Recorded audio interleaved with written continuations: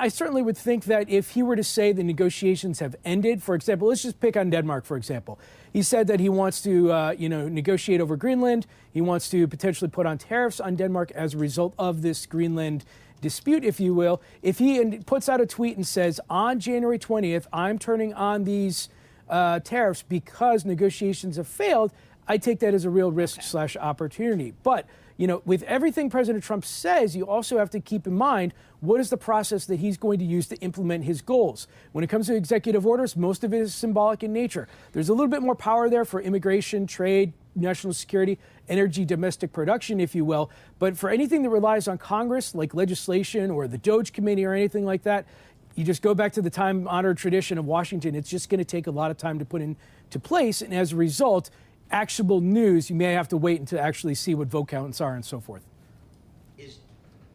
Does the DOGE, is that a thing really in Washington? Do people taking it seriously? No, I think certainly people are taking it seriously from the standpoint that Elon Musk has a bully pulpit and that Elon Musk can certainly drive changing of behavior in members of Congress.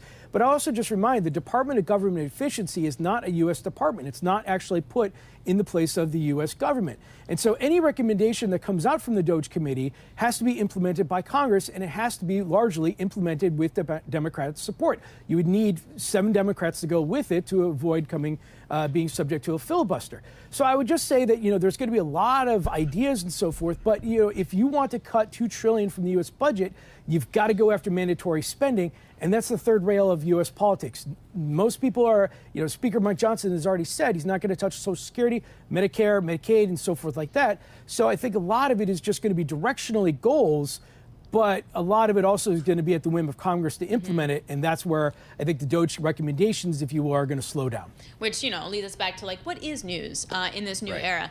Is U.S. buying Greenland news? Legit? Is this something that could happen? How would that even work?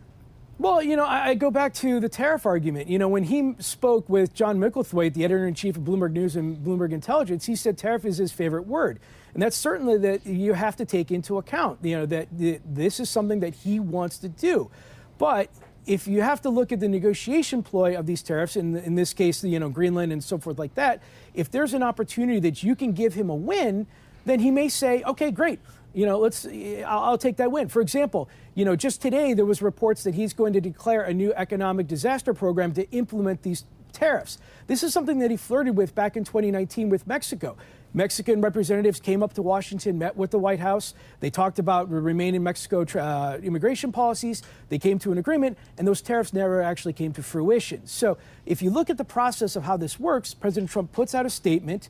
There's a reaction in the news. We have to deal with headline risk because that's a real risk/opportunity for the markets. But then you have to look at the process of how it plays out. And then you should get at least a 2 to 3, 4 week, maybe a month window in terms of how that will ultimately impact your investment, your sector, or your company.